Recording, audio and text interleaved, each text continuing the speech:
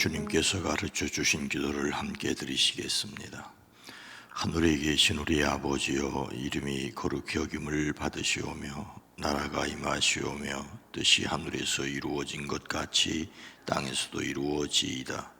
오늘 우리에게 일용할 양식을 주시옵고 우리가 우리에게 죄진 자를 사하여 준 것 같이 우리 죄를 사하여 주시옵고 우리를 시험에 들게 하지 마시옵고 다만 악에서 구하시옵소서. 나라와 권세와 영광이 아버지께 영원히 있사옵나이다. 아멘. 하나님 아버지, 감사합니다. 이 한날도 우리에게 허락하시고 우리가 하나님께로 마음을 기울일 수 있도록 우리의 귀를 열어주시기 위하여 부르시는 것을 감사합니다. 매일매일 순간순간마다 주의 말씀을 들으며 주의 마음에 잠기는 저희들 되어지게 하옵소서. 이 시간 우리의 기도를 들으시옵소서. 우리의 찬송을 받으시옵소서. 우리의 마음에 주의 음성을 들려주시옵소서. 그 음성이 지혜가 되고 그 음성이 능력이 되고 그 음성이 위로가 되는 것을, 응답이 되는 것을 경험케 허락하여 주시옵소서. 오랜 기도, 간절한 기도, 해가 바뀌었습니다. 주여 들으시옵소서. 응답하여 주시옵소서. 새해를 주심을 감사합니다. 신년을 감사합니다. 항상 감사하며 범사에 주의 뜻이 이루어지기를 원합니다. 역사하여 주시옵소서.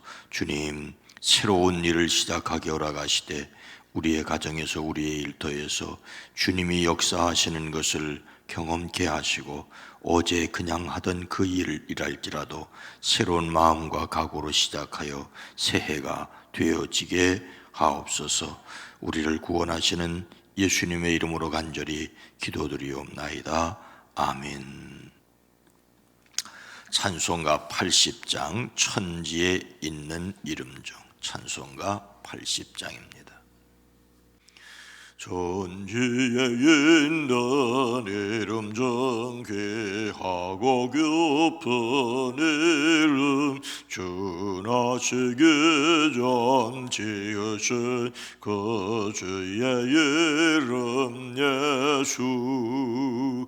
주 앞에 내가 엎드려 그 이름 찬송함은 내 귀에 들린 말씀 중 귀하신 이름 예수. 주 십자가에 달릴 때 명패에 쓰인 대로 저 유대인의 왕이요 곧 우리 왕이시라. 주 앞에 내가 엎드려 그 이름 찬송함은 내 귀에 들린 말씀 중 귀하신 이름 예수. 지금도 살아 계셔서 언제나 하시는 일, 나 같은 죄인 부르사 참 소망 주시도다. 주 앞에 내가 엎드려 그 이름 찬송함은 내 귀에 들린 말씀 중 귀하신 이름 예수. 주 예수께서 영원히 어제나 오늘이나 그 이름으로 우리에게 참 복을 내리신다. 주 앞에 내가 엎드려 그 이름 찬송함은 귀에 들린 말씀 중 귀하신 이름 주 예수께서 영원히 어제나 오늘이나 그 이름으로 우리에게 잠복을 내리신다. 주 앞에 내가 엎드려 그 이름 찬송하면 내 귀에 들린 말씀 중 귀하신 이름 예수.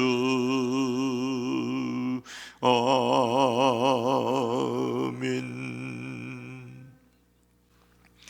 요한복음 1장 1절로 5절 말씀입니다. 신약성경 요한복음 1장 1절로 5절입니다. 요한복음 1장 1절로 5절 말씀을 함께 읽습니다.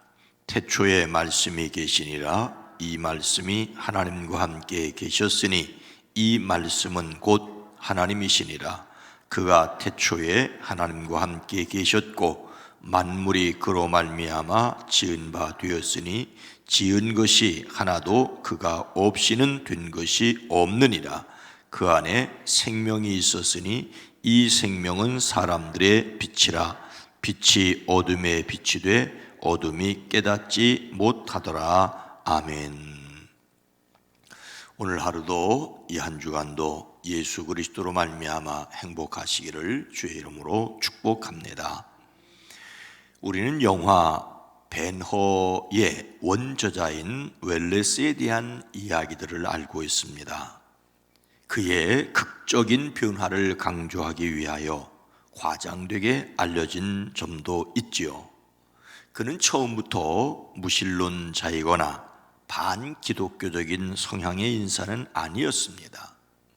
그는 어렸을 때부터 어머니로부터 성경 이야기를 듣고 자랐고 벤허를 쓰기 전에도 동방 박사들이 베들레헴에까지 가는 이야기를 소설로 쓰기도 했습니다. 그는 일평생 감리교회에 출석한 성도입니다. 그러나 그는 처음부터 큰 확신과 열정이 있었던 것은 아니었습니다. 철저한 무신론자인 인거술과 하나님과 종교를 주제로 토론하면서 그의 반기독교적인 화려한 이야기에 압도된 적이 있었습니다. 그는 인거술에게 가부간 논박하지 못한 자신의 무지와 무관심을 반성했습니다. 그리고 관련된 모든 사항을 철저히 연구하여 동방박사와 아기 예수님에게서 십자가의 그리스도까지 책을 쓰기도 했습니다. 그는 진정 가치 있는 주관을 세우기를 원했습니다. 글을 쓰면서 하나님과 예수님의 신성에 대한 절대적인 확신을 갖게 되었습니다. 어릴 때부터 신앙인으로 살아왔지만 형식적인 신앙생활을 하던 그에게 무신론자 인거솔의 도전은 참된 신앙인이 되도록 일깨워주는 반면교사가 되었습니다. 무신론자 때문에 확실한 신앙인이 되다. 무신론자의 도전 때문에 확신 있는 신앙으로 인도되기도 하는 것입니다. 예수님을 담는 성품 1월의 주제성품은 지혜입니다. 예수님을 담는 성품으로서 지혜는 하나님의 가치 기준으로 자신의 삶을 보면서 반응하는 것입니다. 우리가 어떻게 그렇게 할 수 있을까요? 우리는 하나님의 능력으로 하나님의 말씀을 사랑한다 이어야 합니다. 오늘 말씀은 요한복음의 서론에 해당하는 말씀으로 예수님에 관하여 태초부터 계신 분으로 소개합니다. 태초에 무엇이 있었습니까? 1절 말씀, 2절 말씀을 보면은 태초에 말씀이 계시니라. 이 말씀이 하나님과 함께 계셨으니 이 말씀은 곧 하나님이시니라. 그가 태초에 하나님과 함께 계셨고, 태초에 하나님이신 말씀이 하나님과 함께 계셨습니다. 여기서 태초는 세상이 시작되기 이전의 시간입니다. 창세기 1장 1절에 태초에 하나님이 천지를 창조하시니라 라고 말씀하신 때의 태초입니다. 태초는 시간이 시작되기 이전의 영원입니다. 그때 계신 예수님을 말씀이라고 합니다. 여기서 주의해야 할 것은 말씀은 사람으로 나타나시기 이전에 예수님을 표현하는 말이라는 것입니다. 선생님이 말씀하셨다, 목사님의 설교 말씀을 잘 들었다 할 때의 말씀과 비슷한 점도 없지 않아 있지만 다릅니다. 여기에서 말씀은 사실은 헬라 철학에서 나온 이야기이기 때문에 설명하기가 쉽지는 않습니다. 이 세상에 의미를 넣어주는 이성이요, 세계를 혼돈 대신에 질서로 만드는 원리이며, 세계를 완전한 질서 가운데서 진행하고 그 진행을 지속하는 힘이다. 이렇게 어렵게, 그래서 말씀이라는 말은 오해가 될 수 있으니 차라리 헬라어로 로고스로 그냥 두자고 말하는 사람이 있을 정도입니다. 유대 철학자 필로는 말씀이 뜻하는 것에 대하여 세계와 하나님, 그리고 출생한 자와 출생하지 않은 자 사이의 매개자이며 하나님 앞으로 인간의 영혼을 인도하시는 것이다. 우리의 머리로는 선뜻 다가오지 않습니다. 아직 사람의 몸을 입으시기 전 태초부터 하나님과 함께 계신 예수님의 신적인 성품을 설명하는 말이 여기에서 말씀, 로고스 말씀입니다. 예수님은 태초에 하나님과 함께 계신 말씀이셨고 이분도 하나님이셨습니다. 하나님과 함께 계셨으나 하나님과 전혀 다른, 그러나 근본적으로 하나님과 같으신 분이십니다. 태초부터 있으셨던 말씀이 하신 일은 무엇일까요? 3절과 4절 말씀을 보면 만물이 그로 말미암아 지은 바 되었으니 지은 것이 하나도 그가 없이는 된 것이 없느니라. 그 안에 생명이 있었으니 이 생명은 사람들의 빛이라.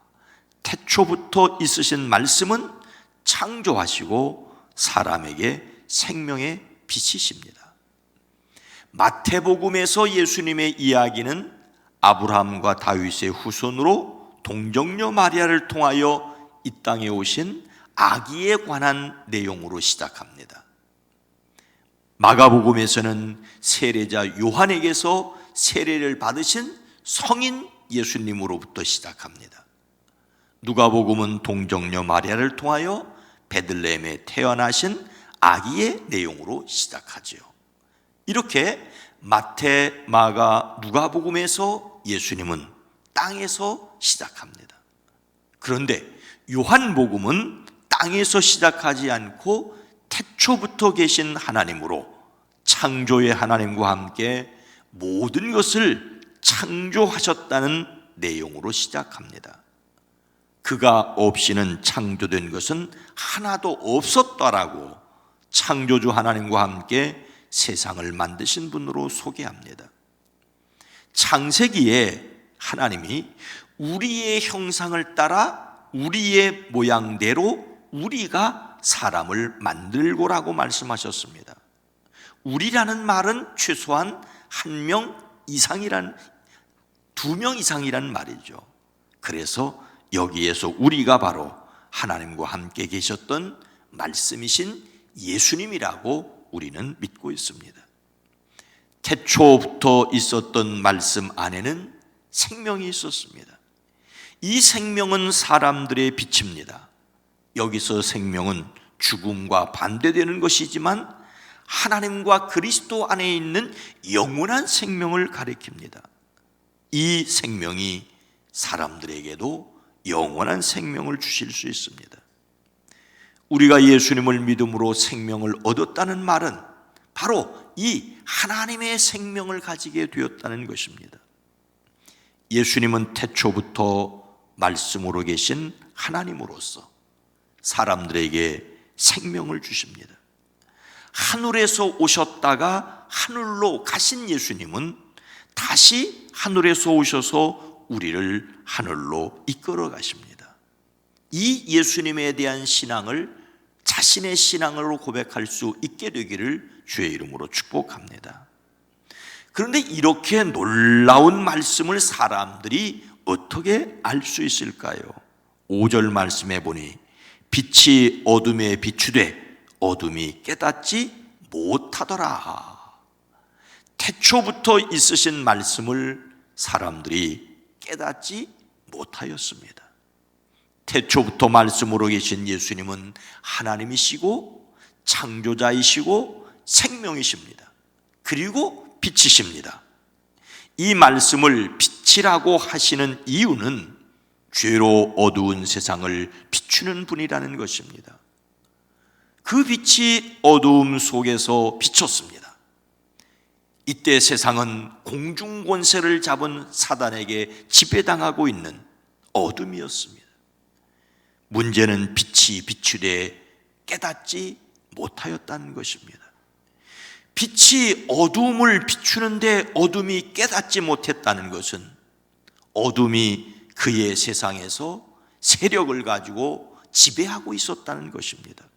그래서 빛이 비추는데도 사람들은 그 빛을 알아보지 못했습니다. 10절 말씀에 그가 자기 땅에 오셨으나 그의 백성은 그를 맞아들이지 않았다는 것입니다. 이러한 사람을 가르쳐서 죄인이라고 합니다. 예수님께서 큰 무리가 자기에게 모여드는 것을 보셨지요. 예수님께서 보리떡 5개와 물고기 2마리로 5,000명쯤 되는 사람들을 먹이시고 그 부스러기를 무라 했으니 12광주리가 가득했습니다. 그러나 사람들은 그 예수님이 어떤 분이신지를 진정으로 알지 못하고 억지로 모셔다가 임금으로나 삼으려고 했습니다. 예수님은 혼자 산으로 가셨습니다. 그들은 예수님을 몰랐던 것이지요. 모르기는 예수님을 그리스도라고 고백하였던 베드로도 마찬가지였습니다. 예수님께서 많은 고난을 받고 장로들과 대제사장들과 서기관들에게 버림받아 죽임을 당하고 사흘 만에 살아나야 할 것을 드러내놓고 말씀하시자 베드로가 예수님을 붙들고 항변하였습니다. 그는 하나님의 일을 생각하지 아니하고 도리어 사람의 일을 생각하였던 것입니다. 사람은 하나님을 알 수 있는 영적인 지식이 없기에, 즉 죽었기 때문에 태초부터 계신 말씀이자 하나님이신 예수님을 알 수 없습니다. 빛이 비추는데 그 빛을 깨닫지 못하고 자기 임금님이 오셨는데 임금님을 알아보지는 못하는 백성입니다. 이것이 타락한 인간의 모습입니다. 그러면 우리는 어떻게 이 예수님을 알고 믿고 있습니까? 예수님께서는 사람들이 예수님을 알 수 있는 길에 대하여 말씀하십니다. 요한복음 5장 39절에 너희가 성경에서 영생을 얻는 줄 생각하고 성경을 연구하거니와 이 성경이 곧 내게 대하여 증언한 것이니라. 태초부터 계신 말씀이신 예수님을 알 수 있는 길은 기록된 말씀인 성경을 연구하는 것입니다. 말씀으로서 말씀이신 분을 아는 것입니다. 그러나 열심히 성경을 연구하면 예수님을 알게 되는 것도 아닙니다.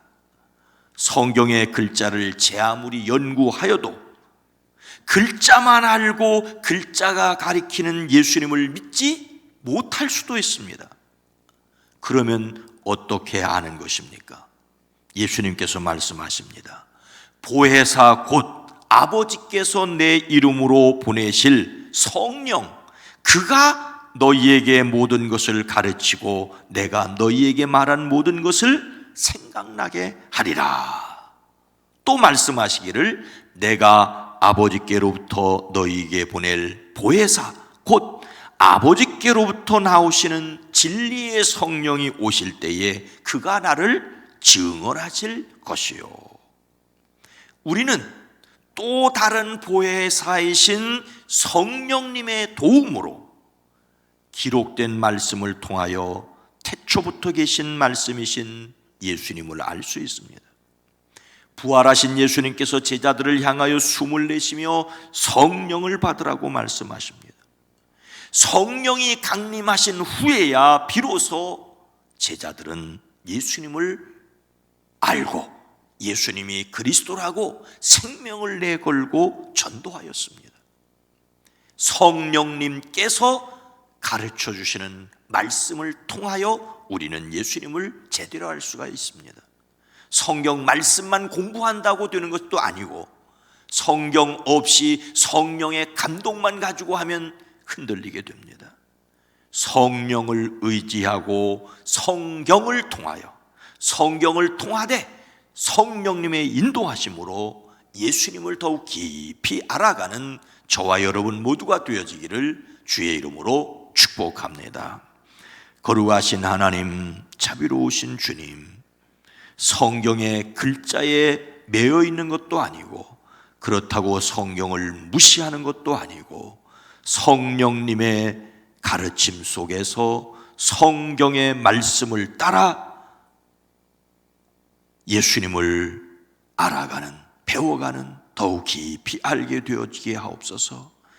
우리가 예수님을 나의 그리스도라고 하나님을 아버지라고 부르는 것은 성령님이 가르쳐 주셨기 때문이십니다. 하나님 감사합니다.